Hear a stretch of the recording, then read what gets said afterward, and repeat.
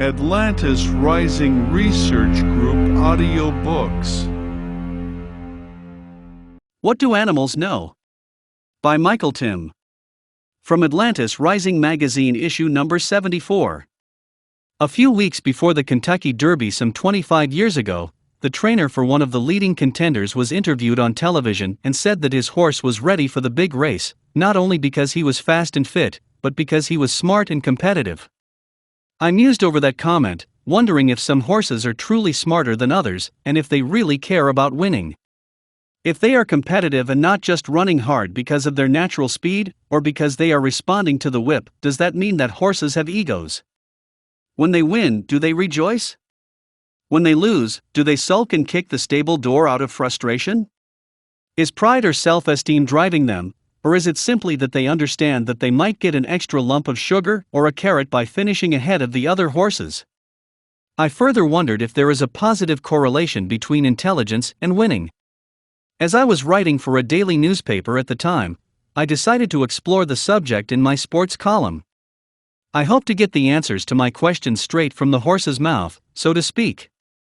Therefore, I called Calumet Farm in Lexington, Kentucky, then one of the leading thoroughbred stables in the country. They had produced the likes of the mighty Citation and the stretch-running Whirlaway, two of the all-time greats in the sport of kings. I don't remember the name of the head trainer I interviewed, but I do recall his telling me that horses indeed vary considerably in intelligence, and that the better horses are the smarter ones and those who have a will to win. It wasn't clear to me whether being smart and having the will to win went hand in hand, and I couldn't get a clear-cut answer as to how he knew those things, but I gathered it was simply intuitive on his part, something you come to understand by working with horses for many years. There was no indication that horses were subject to any kind of IQ or motivational testing before being groomed as top athletes. In spite of the fact that the Calumet trainer seemed to know what he was talking about, I remained very skeptical. I remembered the biblical story of Balaam's ass, in which Balaam, a prophet on a mission to put a curse on Israel, was deterred by his mule, which stubbornly refused to transport Balaam, and when beaten by Balaam, the animal spoke to him and reprimanded him, apparently as directed by God. However, I was not inclined to take the story of a talking donkey seriously any more than I could believe in a serpent talking to Eve. In researching the matter of horse intelligence, I came upon the Elberfeld horses of Germany. My boggle threshold was exceeded when I read that the Elberfeld horses could figure out square roots and cube roots, even fourth power roots of numbers of 6 or 7 figures. Moreover, using their hooves to tap out letters of the alphabet, they could communicate in their native tongue, German, and even in French. Professor Edo Ward Clapperreid of the University of Geneva, one of many scientists who studied the horses, called the phenomenon the most sensational event that has happened in the psychological world. As the well-documented story goes, in 1900, Wilhelm von Osten of Elberfeld, Germany, then Central Prussia, taught his horse, Hans, a Russian stallion, later called Kluger Hans, or Clever Hans, mathematics, including addition, subtraction, multiplication, and division. Von Osten first made Hans familiar with directions, such as right, left, top, and bottom.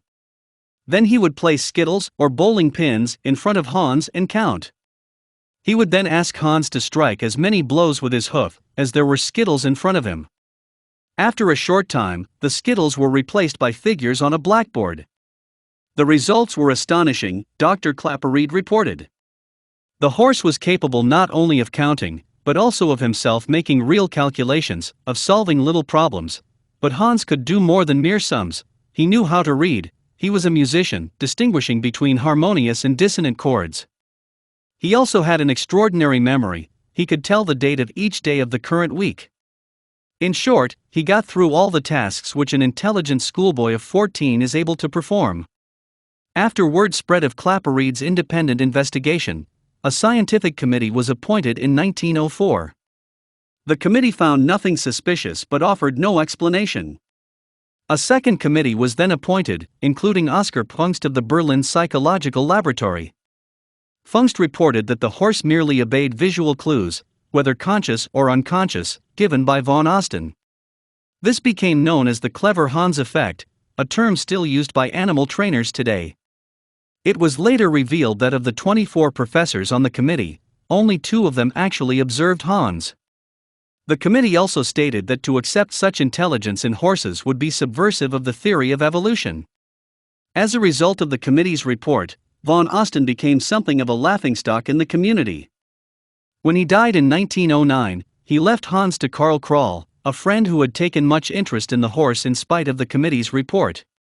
Kroll, a wealthy merchant, also bought 2 Arabian stallions, Mused and Zarif, and began to train them in the same manner von Osten had taught Hans. Within 2 weeks, Mused was doing addition and subtraction. He would distinguish tens from units by striking the latter with his right foot, and the former with his left foot. By the end of the 3rd week, he was doing multiplication and division, and by the time 4 months had passed, he knew how to extract square and cubic roots. Kroll then devised a table with letters and numbers, and Mused was soon spelling and reading. Zarif was a little slower in learning, but was eventually able to do almost everything Mused was capable of. They could spell the names of their visitors, reply to questions put to them, and make little observations. Karl also trained Hanschen, a small Shetland pony, and Berto, a blind stallion with no sense of smell, how to count and communicate. He was unsuccessful with 2 other horses and an elephant. Meanwhile, the aging Hans pretty much went to the back of the class, usually remaining in the barn, spending much of his time swatting flies with his tail. Maurice Maeterlinck, a world-famous Belgian author, playwright, and Nobel Prize winner for literature, heard about the horses and decided to visit Elberfeld and observe them for himself. He was astounded. "I assure you that the first shock is rather disturbing, however much one expected it," he wrote. "I am quite aware that, when one describes these things, one is taken for a dupe too readily dazzled by the doubtless childish illusion of an ingeniously contrived scene. But what contrivances, what illusions have we here?" After Maeterlinck was introduced to Mused, Kroll asked the horse to spell his name. Mused began by rapping out an H. Kroll then reprimanded the horse, but Mused continued with an E and an R before the 2 men realized that he was spelling her, the German equivalent of Mr. But Mused then struggled with the surname, first spelling Mazrlk. When told by Kroll that it was incorrect, Mused groped a little before rapping Marzlegk. Kroll then repeated Maeterlinck's last name, and after 2 more attempts the horse spelled the name with 1 small error. The 2 men concluded that it was close enough. Claparede had reported much the same experience with his name. After it was pronounced to him, Mused spelled it Clappered. When a newspaper editor brought a friend and introduced him as Tauski, Mused spelled out Taws. When Zarif was asked to spell the name, he gave it as Toski. Maeterlinck was left alone with the horse as Kroll tended to chores.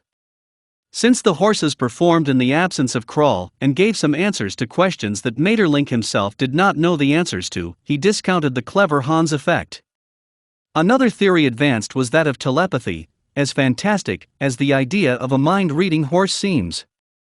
To test this theory, Maeterlinck took some large cards with Arabic numerals on them, shuffled them, and placed them in front of the horse without looking at them himself. Without hesitation and unasked, Mused rapped out correctly the number formed by the cards, Maeterlinck wrote. The experiment succeeded, as often as I cared to try it, with Hanschen, Mused, and Zarif alike. Since Maeterlinck was the only person present, and did not know the numbers, there was no mind to be read for the answers. In one test, Maeterlinck wrote a surd, a number which had no square root on the blackboard, not realizing that it was a surd. Maeterlinck looked to Mused for a square root.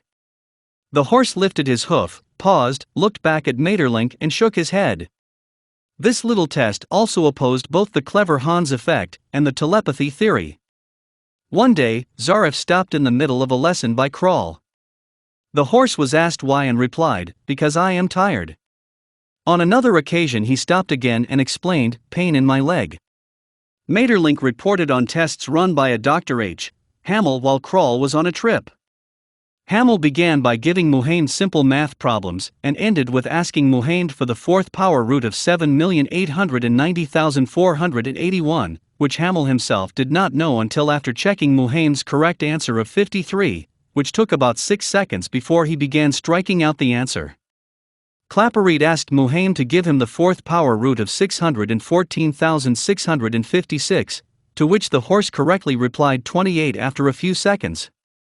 However, when asked to give the fourth power root of 4,879,681, the horse incorrectly replied 117. When told it was wrong, he corrected to 144, also wrong. The horse then gave up. On another day, Kroll and a Dr. Scholler decided to make an attempt to teach Muheim to express himself in speech. The horse made several feeble efforts before stopping and striking out the message, translated from the German to read, "I have not a good voice." They then asked Muheim what was necessary for him to speak. He replied, again in German, "Open mouth." They asked him why he didn't attempt to open his mouth, and the reply came, "Because I can't." On another occasion Zarif was asked how he talks to Muheim. "Mit Munt, with mouth," he replied. Kroll asked Zarif why he didn't tell him that with his mouth, to which Zarif replied, "Because I have no voice." A New York Times article dated March 3, 1912, related how Zarif was asked for the date and correctly tapped out 25 for February 25. When asked how many days left in the month, he tapped out 4, as it was a leap year. When asked how often leap years occur, he tapped out every 4 years. Maeterlinck was clearly flabbergasted. You rub your eyes, question yourself, ask yourself in the presence of what humanized phenomenon, of what unknown force, of what new creature you stand, Maeterlinck reacted. You look around you for some sort of trace, obvious or subtle, of the mystery. You feel yourself attacked in your innermost citadel, where you held yourself most certain and most impregnable. You have felt a breath from the abyss upon your face. You would not be more astonished if you suddenly heard the voice of the dead. As might be expected in a world where academia is locked into scientific fundamentalism, most modern references to the Elberfeld horses write it all off as the clever Hans effect, completely ignoring the tests which clearly fell outside the scope of the clever Hans effect, such as asking for a fourth root when the experimenter himself does not know the answer, and when the horse trainer is not present to quickly figure out an answer and somehow signal it to the horse. It should be kept in mind that Claparede, Maeterlinck, and Hamel were not the only scientists or scholars who studied the horses. Dr. H. Kramer and Dr. H. E. Ziegler, of Stuttgart, Dr. Paul Saracen, of Bale, Professor A. Beredka, of the Pasteur Institute, Dr. William Mackenzie, of Geneva, Dr. R. Assagioli, of Florence, and at least a half-dozen other respected academicians observed them and apparently ruled out fraud, including the clever Hans effect. Unfortunately, there is no indication that their reports have survived. They are simply referred to in the few surviving stories of the Elberfeld horses as being in agreement that there was no fraud, and that the clever Hans effect was not a satisfactory explanation. Moreover, it also must be remembered that Pfungst's findings applied only to Hans and von Osten, not to Kroll and the horses he acquired. But fraud, whether conscious or unconscious, is the only explanation acceptable to mainstream science. Telepathy defies the mechanistic laws of orthodox science, while the possibility that horses and other higher animals actually do have an intelligence which approaches, or even exceeds humans cannot, as suggested by the committee investigating clever Hans, be reconciled with evolutionary ideas. If not the clever Hans effect, if not some other type of fraud, if not telepathy, if not true intelligence on the part of the horses, then what other explanation is there? Maeterlinck suggested that the horses were mediums, much like human mediums, through which some higher power was working. As to why it was necessary to teach the horses in the first place, he opined that it would be like asking an automatic writing medium to do her thing without knowing how to write. Whatever it is that is influencing her needs the organism to be accommodating. Unconscious cerebration, however wonderful, can only take effect upon elements already acquired in some way or another, he explained. The subconscious cerebration of a man blind from birth will not make him see colors. However, Maeterlinck was clearly not a spiritualist, as he rejected the idea that discarnate humans were overshadowing or in some way controlling the horses. He had studied the reports of psychical researchers like Frederick W. H. Myers, Richard Hodgson, Sir Oliver Lodge, and others, and accepted the reality of mediumship. But he could not bring himself to believe in spirits, primarily because all the spirits he had read about in the research material seemed to be still groping and groveling, not existing in a much more enlightened state. The spirit hypothesis seemed too much like religious superstition for the intellectuals of the day, therefore those, like Maeterlinck, who accepted the reality of mediumship, preferred to believe that the so-called spirit control of the medium was a secondary personality buried away in the subconscious, and this secondary personality was capable of subliminally tapping into some kind of cosmic consciousness or cosmic reservoir for information. In some respects, it was more fantastic than the spirit hypothesis, but still more appealing to the intellectual mind. While not suggesting there is any precedent for animal overshadowing or control by spirits, Archibald Campbell Holmes, a spiritualistic phenomena historian and author of the day, believed that spirit influence was the most logical explanation for the Elberfeld horses.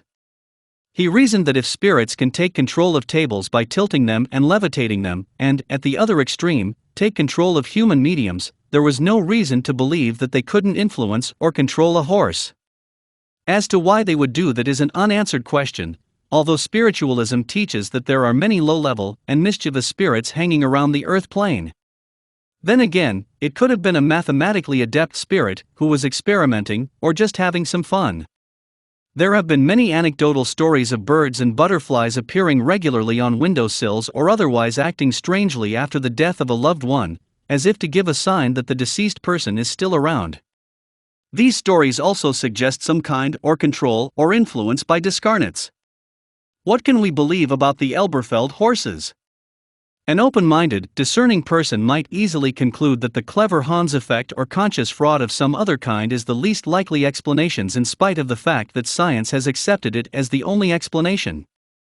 To accept the position of mainstream science is to assume that distinguished men like Maeterlinck, Claparede, Hamel, and all the others who shared their observations were complete incompetents, or were involved in some kind of devious conspiracy with the two horse owners. But back to the race horses. It occurred to me that if a horse were really smart, he or she might find some folly in silly running games and refuse to compete.